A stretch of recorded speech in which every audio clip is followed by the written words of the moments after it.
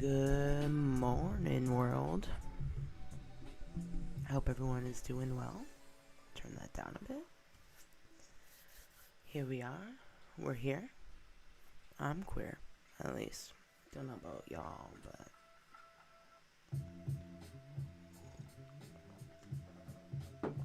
alright, let's get the stream fixed up here. I don't think I have any tags or anything in it, which is fine. We'll just do it now.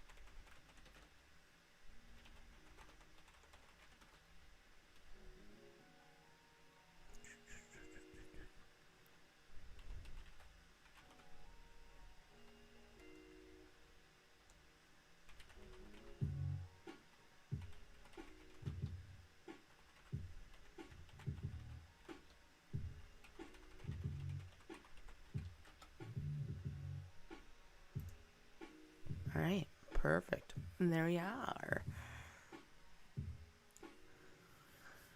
Good morning, world. It's nice to see y'all. I had a really good night last night. That was fun. I thought I heard my cat or something. I heard something, y'all.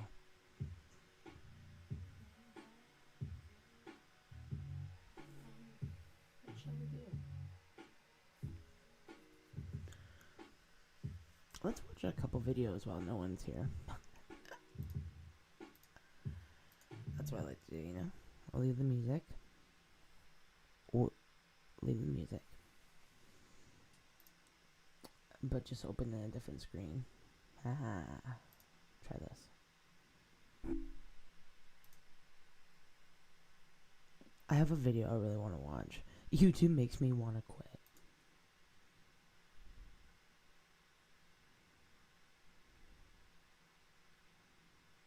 This video is sponsored by Current. More on that later. YouTube makes me want to quit. This is a phrase a lot of creators on YouTube are saying right now, and it also doesn't make a lot of sense. You get the dream job, the career that so many people dream for years of having, and you want to throw that away? And that question may seem like a big one to tackle, but I'm here and I'm ready to have that conversation. The conversation about the tug of war between the creative drive that got the YouTuber to their career in the first place and the numbers, the money, and the audience being thrown at them, consistently driving towards a monotonous cycle of familiarity and creation. This is the worst part of it. That's probably because it is. And if none of this really makes sense to you yet, that makes sense because this is a very, very broad... Hold on. I'm gonna make this a little less quality because it's like, woo, it's struggling. It's a struggle bus. I can't wait to have better effing RAM, guys. Can't wait to give you the quality you deserve. Broad conversation that I've been struggling to explain in this script. I guess my objective with this video is to give viewers the context behind how a creator functions and their process behind their work. And this isn't really a commentary video or anything funny or something that I normally do, but funny enough, that idea of stepping out of my box and trying something new will tie directly into what we're talking about today. Diverting from what you know and how you handle the consequences that come. And how you with that. handle the Let's dive in. consequences. Okay, so let's start with a broad explanation of this question and then work our way in as we go. The YouTube algorithm works in a very complicated way, but it all boils down to one pretty simple thing. Viewers are good for YouTube. They make money, and as a result, YouTube wants you Please watch my please watch my video. wants to show you, the viewers, something that you would want to watch. And to do that, they take something that you've already seen and something that you watch a lot of, and they keep feeding it to you because you like that content and they're going to get views out of it. So YouTube feeds you what you know, you watch more of it, and everyone's happy, right? Wrong. You're so wrong. You're so wrong. Wrong and stupid. Why would you think that? The short of it is that YouTube likes when a creator does You're the same so thing over wrong. and over again because they can feed it to a viewer who wants to watch the same thing over and over again, and that makes them money, and then everyone's happy, right? No, absolutely not. Why do you keep trying to butt in and make assumptions based off of my tone? You're so stupid. YouTube gets hard off of the idea of a creator doing the same thing over and over again. So when a creator doesn't do the same thing over and over again, YouTube gets scared and decides, why don't we show this viewer content from another Tina creator experimenting. that is similar to the content that this creator used to make, since they're not making that content anymore. Rather than showing the viewer a creator that they consistently watch, they'd rather show a viewer a type of video that they consistently watch. It means that YouTube favors the content over the creator. Their priority is viewership. YouTube.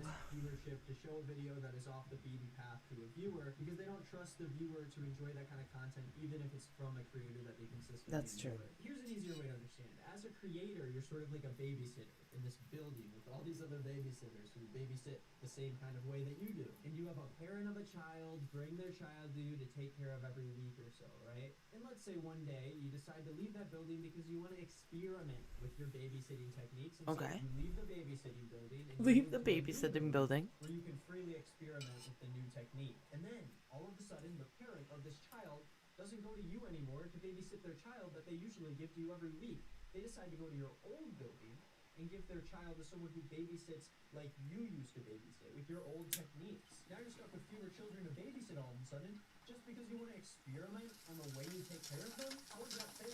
Alright, that's kind of like the worst possible metaphor I could come up with for that scenario.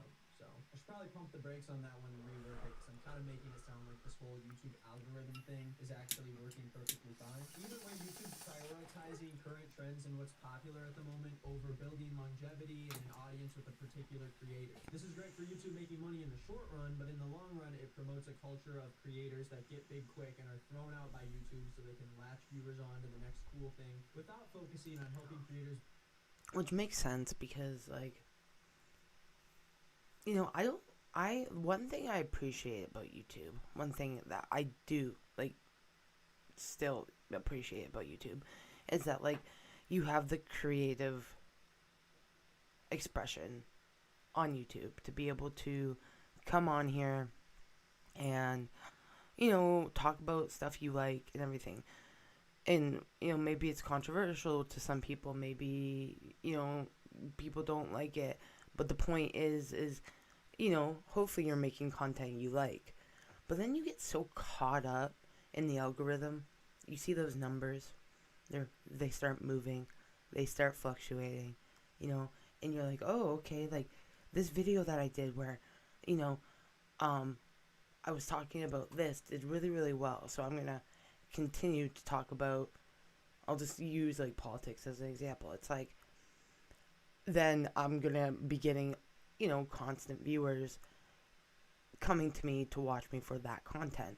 But then let's say like I do a random video that's not about politics, let's just say. And then all of a sudden, it's like the people that were watching me for that content are like, what are you doing? Like, this is not what I signed up for, right? And it's like, excuse me, it's hard because you get so stuck in it and it's like polarizing. Like you don't know which way to go because, at one point you made one video that made good points, talked about things that, that you still like to talk about, but you didn't expect to have to continue to almost like make your channel only about that. And it's like, variety, I feel, should be a bigger sort of genre on YouTube, but I don't know if that's an actual thing. Do you know what I mean? Like, I know variety channels exist, but I just mean, like, I just hope that more and more people get more views for it and also realize that the views aren't what is important. Do you know what I mean? It's building that community that fills you with support and you makes you want to keep coming back to it, no matter what. So anyways, I'm rambling. I'm gonna change my title because I am baked. I'm not morning rambling. Morning rambles.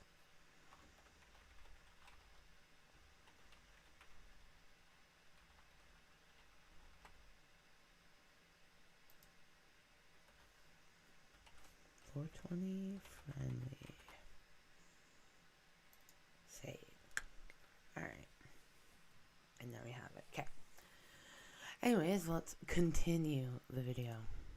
Build a career so they can work alongside YouTube and help them with consistent viewership far into the future. Okay, so YouTube has this cycle where they punish creators for trying new things. If you're not happy with the type of content you're creating, you may lose a lot of your base because of it, even if it's just a small little change. And this is the same situation among a lot of social platforms. TikTok and Facebook are the exact same way. There tends to be 3 popular paths that the algorithm likes. The first one is that you must follow what the current trend is on that platform. This is big on TikTok especially, but it's also very true for YouTube. If you're a musician, it's popular to follow the music trends going on with every creator on that app, whether it's covering a certain song, making a song with a specific limitation, or just doing whatever Charlie Puth does that given week. What if the song started off like...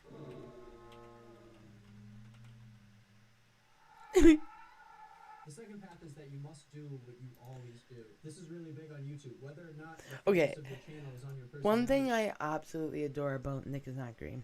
This is his channel, right? Like, yeah, okay, it is. Nick is Not Green. This is his main channel. Then there's Green is Not Nick.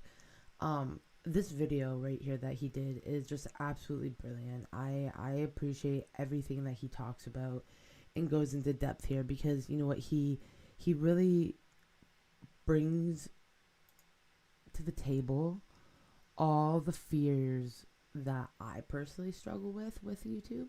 And it's really nice to know that bigger creators who do still, like, they do still struggle with their content and coming up with ideas and what they should be doing. And not the content itself. If you make music reviews, you're going to want to keep making music reviews. If you play video games on your channel, even if you decide one week that you want to make a video essay on a video game that you really love, that's not close enough to play in an actual game, which is what you do. I throw the algorithm for a... Going to get a good amount of views on that. I just throw the algorithm for a friggin' trip all the time, you know?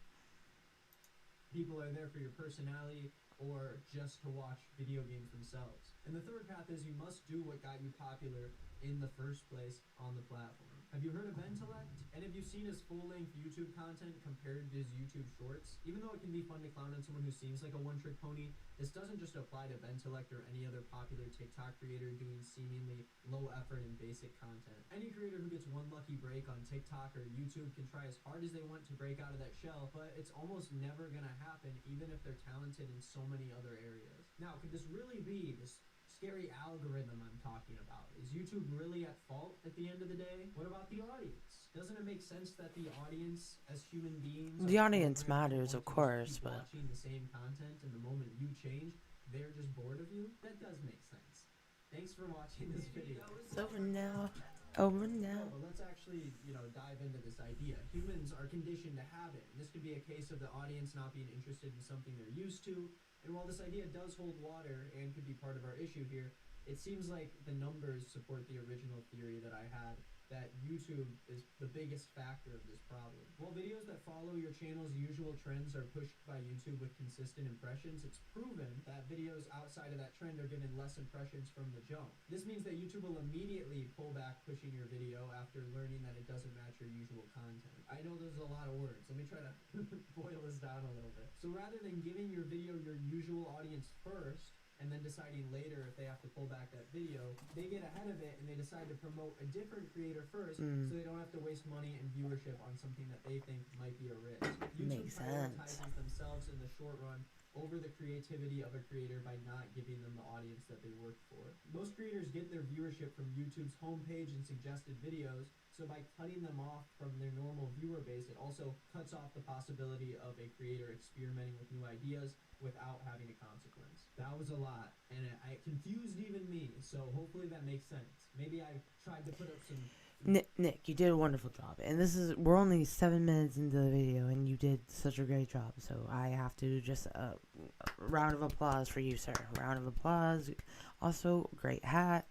Visuals up there for you, so maybe it makes more sense. Sorry, I'm not a great writer or speaker. I'm sort of writing the script and just That's why, rambling as I and you go are. while I It's eat okay. tomatoes. Eat So that's how tomatoes. YouTube's system works from the inside, but how is this idea shown on the creator side of things? Well, let me introduce you to the YouTube Creator Studios video ranking system. 30 minutes after The creators worst post thing videos are ever shown where that created. video ranks out of the last 10 videos they posted in that same time frame. So 30 minutes after I post, YouTube tells me your video has this many views. How many views did your last 10 videos have in their first 30 minutes? And this continues on for as long as that video is up until you post another video. If your video is up for 5 days, YouTube will show you where the rest of your videos were in the first 5 days. And it sounds helpful, and in a lot of ways it is, and it makes you feel good when it's number 1 or number 3 or even number 5 on the chart. But at the same exact time, it is one of the biggest detriments to a creator's mental health when making decisions about their content.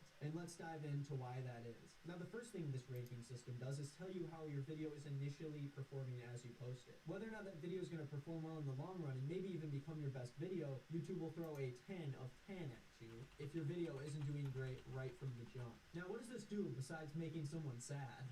Well, it causes a few reactions, panic being the most common one. If you've ever noticed, right after a creator posts a video, the thumbnail and title changing on the video, this is usually why. I have no idea what you're talking about. Change the thumbnail and do whatever else they can do to tell their audience that, hey, this is a video worth watching. It also tells you what your best video out of 10 is, which is YouTube telling you that you should be replicating that video if you want to get. Realizing though, choosing YouTube as the live streaming service that I use is definitely different than videos, because my videos do get a different amount of views, bring in different people, right? I think it's because it's different content.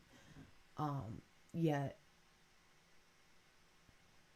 live streams are just like what I sort of started with. That's what I started YouTube up. And that's why I sort of stick to like 1 to 2 hour streams now, because it's like, if I ever do decide to try to just go back to making videos, I want to make longer content videos still. I'm still trying to figure out where I land in the situation, right?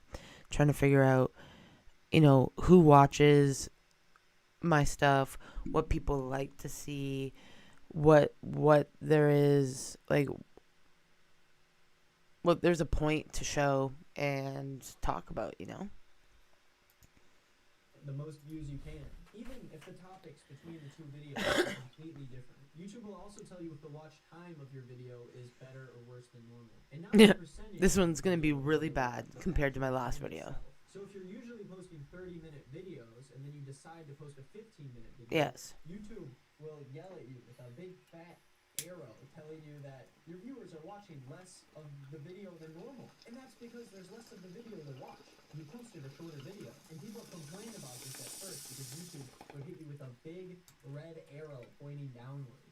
But luckily, YouTube did a huge thing to fix this. Huge. By making the arrow gray instead of red. Great. So thank you, YouTube, for listening to us creators and helping us out. And the view count of a video in its first 30 minutes or even a few days of a video is a very small sign of how your video may perform in the long run. Some videos get way better impressions in the first 30 minutes because the last video you posted did really well. And there's tons of other factors that play into the initial view count of a video. But YouTube looks right at those views and they tell you that this is the video you should be creating, this 1 out of 10 video. And depending on the content you make, a lot of those videos for creators are commonly trends or popular current events that a creator wants to take advantage of to help their channel. This isn't just the kind of content they want to make and they're going to look at this and be like, okay, well now I guess I got to make every video about this random thing I decided to do one video on. So YouTube not only prioritizes trends in popular media, which disincentivizes creativity and uniqueness, but they also physically tell the creator, you need to keep creating this media that's getting you views, whether or not you're having a good time making that. This is mostly for my dad. Whether you like it or not. Regarding to the script. And like, that's another thing. Scripting your videos. I don't do that. Hence why I do live streams. But should I do that? Probably. And it makes sense. I just need to think of content. Goodness gracious me. I don't have a good memory. I don't go to school. How am I? In what time in I my haven't life been in do school I in have to years. memorize things? I'm gonna read the script. Okay? And at the same time, YouTube's telling you that the videos that don't perform well right away should be avoided at all costs. And while this may be helpful for a channel that's focusing on news, drama, tech, or any media that focuses on just like objective, straightforward communication, it is not great for the majority of YouTube channels which focus on creativity and already suffer from the emotional and mental game of balancing passion with a career in content creation. Correct. Do I sound dramatic? Yeah, I do. It's my job. So what? Is it worth it for me to pour time into this passion project I have? Or should I Do I sound dramatic? Yeah, I do. It's my job. pump out 4 or 5 videos in the same amount of time that'll get me like 20 times the income? Because again, this is my job. You know what? First and foremost, I have to live. That's the question that YouTube makes a lot of these Right. creators ask themselves. Good and that question. number just keeps getting higher. And this isn't me saying that YouTube is in a super easy position here, that there's like this obvious answer to all of this. It's a tough thing to have such a diverse and vast amount of creators on this platform, and I really wouldn't know where to start if I was in their position. Actually, I do have a few good ideas of where to start. But hey, I'll never know because I'm not Susan Wojcicki. But my question is whether or not YouTube's actually trying, and if there's a solution we can work towards today. I also want to specify that this isn't a video of me just like projecting my insecurities and issues with YouTube Of course because not. I'm mad at them for not giving me more views than I need or whatever. In my past 9 months or whatever of doing YouTube full time, I've already seen this shift as I've met more and more creators, and I see how this website affects someone who's struggling to figure out how to create something that's going to be meaningful to them and something that YouTube's going to like at the same time. But before I talk about those creators in particular, I want to do a quick history of how I started YouTube and how my channel felt affected by this creative block, so you see where I'm coming from. This is And then we'll inspiring, take a though. freaking break This is from so the video inspiring. and let you guys know how we're going to be supported Also, after today's video. I'm gonna pause this because this is very important. This next part here in his video, because he does an ad read for someone very special that I would also like to give a shout out for. I ain't sponsored, obviously, but please, everybody, if you're interested in anything that this wonderful person has been saying, please go check out his channel. He makes a lot of great content, and not only this channel, he has several other channels. So if there's anything you like, I bet you there's something that he makes, and I just recommend. He seems like such a genuine creator, and it's inspiring to see people who are interested in making content that are similar to me, but like I've already beaten me to it in a sense, and it's like I'll get there. I need to be inspired, and they inspire me, so it's awesome. You know, who knows how it's gonna perform. I can't just rely on views all the time, which is why I'm happy to talk about today's sponsor, Current. Guys, Current is the new way. Oh, just kidding. I totally thought that he was gonna Current's got like, hey, I'm hacker, right? sponsor himself, but I sponsored him. January of 2021, There we go.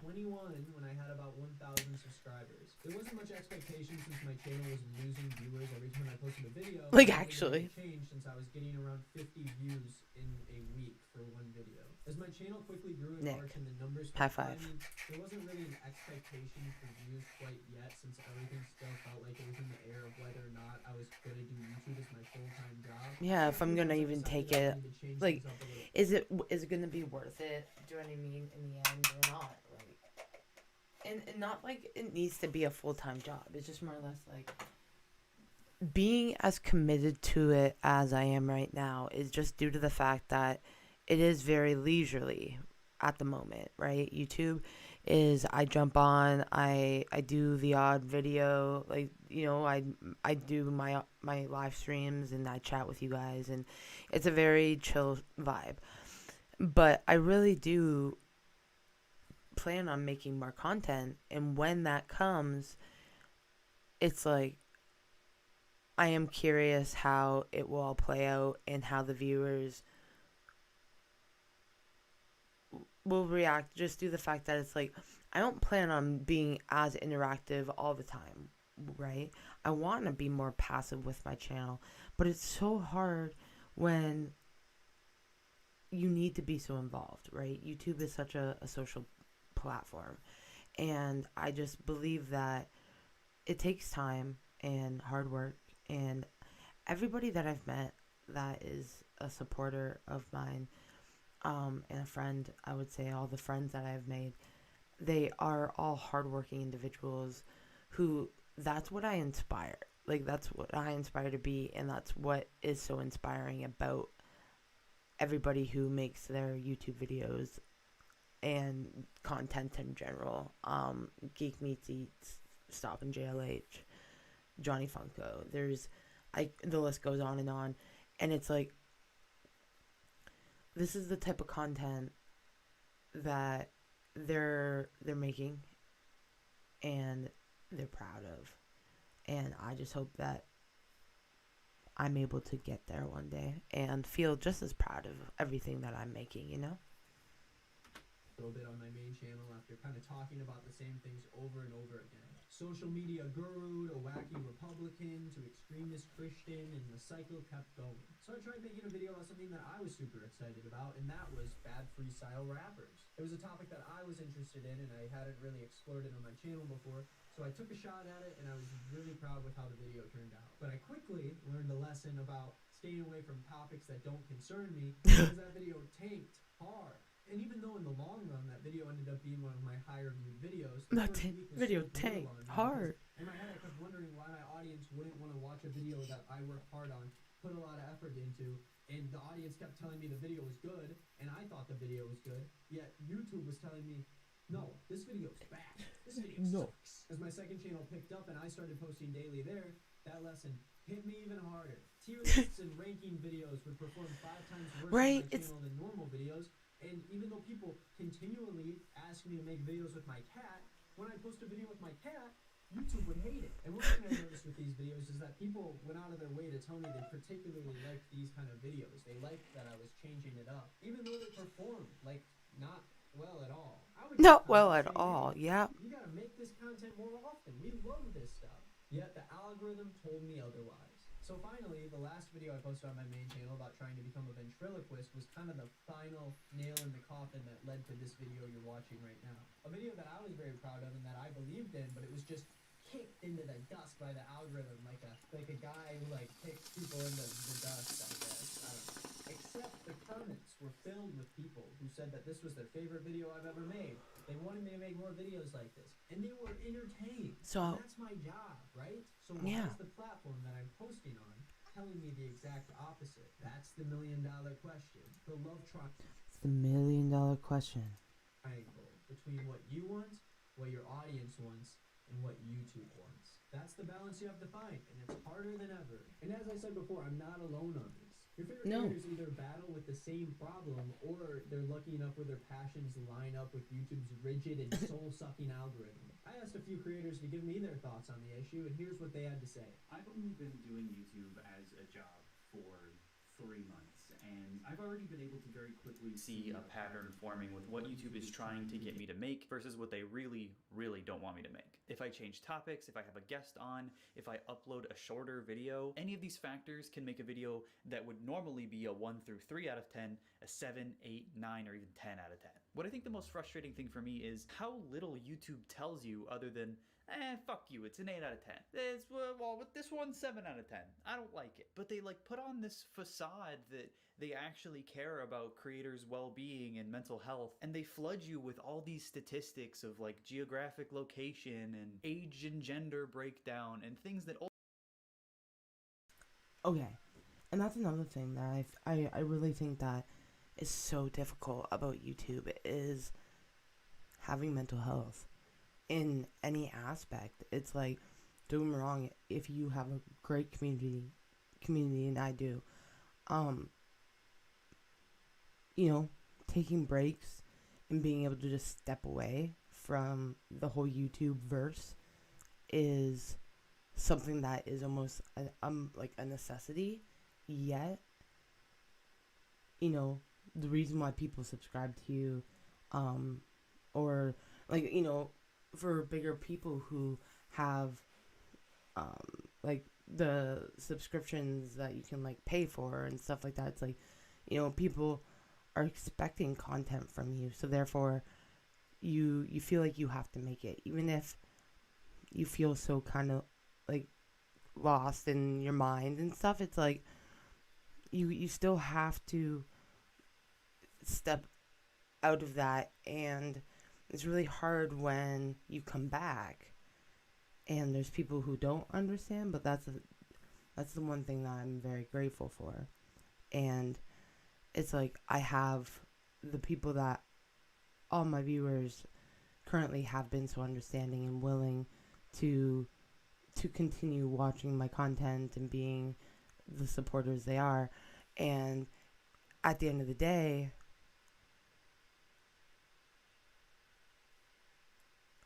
YouTube is still like one of the biggest struggles of mine, because it's like socializing, putting myself out there, doing all this stuff, and then getting, the small gratification in return. It feels almost like, is it worth it, right? Like, you question it. Okay. Ultimately don't have any input on my content. My audience is most active 8 a.m. to 8 p.m. Pacific, but sometimes I'll upload at midnight and that's my best video. Despite all this other redundant information, YouTube doesn't tell you what you need to know. Why is a video doing well or not doing well in the period of time that YouTube considers most important? And the ranking Correct. system isn't the only thing that makes videos so hard to make. YouTube also gives you pretty detailed graphs on how your growth is over a period of 28 days. And if your growth is less 1 month than it is from the last, they hit with a red arrow and it shows you exactly how much % down you are. I don't want to know that. And it's not my fault anyway. I have no control over how many subscribers I get in a given period. Yeah, I'm no. uploading the same frequency and the same amount. It's YouTube's fucking job to push my video and get eyeballs on it. I guess for me, I'm just confused on where the responsibility lies. Why does it feel like a punishment when a video is 8 or 9 out of 10 on the ranking system when I've done everything normal that has promoted other videos in the past, but YouTube didn't spread that video as far and wide as another one? But I guess that's my fault. Nick, do you want me to do anything else? Nick, you could put me in the thumbnail if you want. He did what? I've been on YouTube for like a really long time, and now doing the reaction video thing, feeling like I have some solid ground.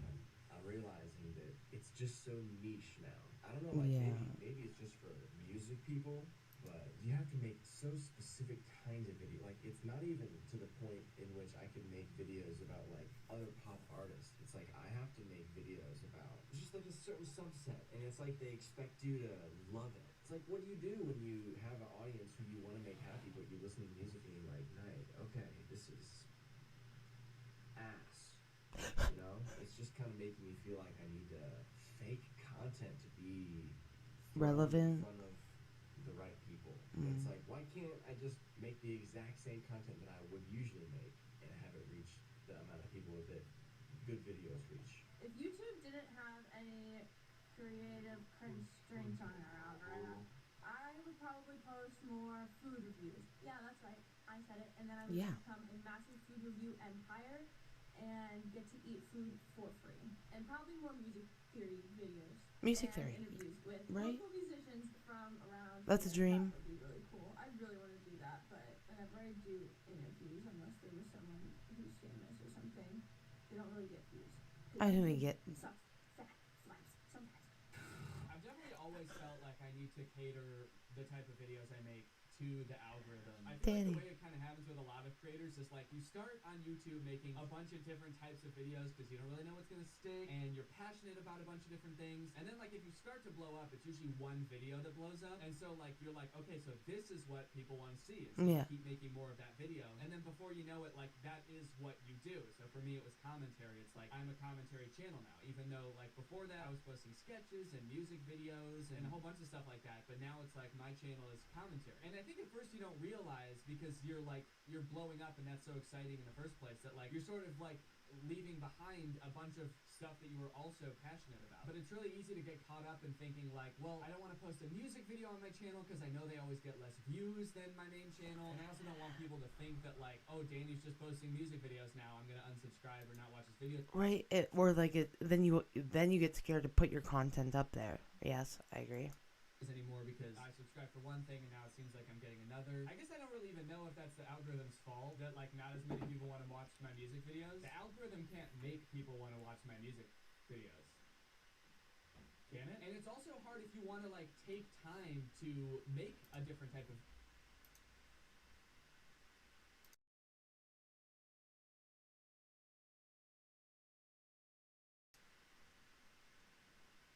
Alright, guys. My beautiful girlfriend is waking up, and since the stream is kind of just going not many places, I am going to end it here. But I really appreciate everybody, stopping in, saying hey. The content that I made today is probably going to stay up, but we shall see. Anyways, I hope you all have a wonderful morning. Keep yourself safe. Peace and love. Bye, y'all.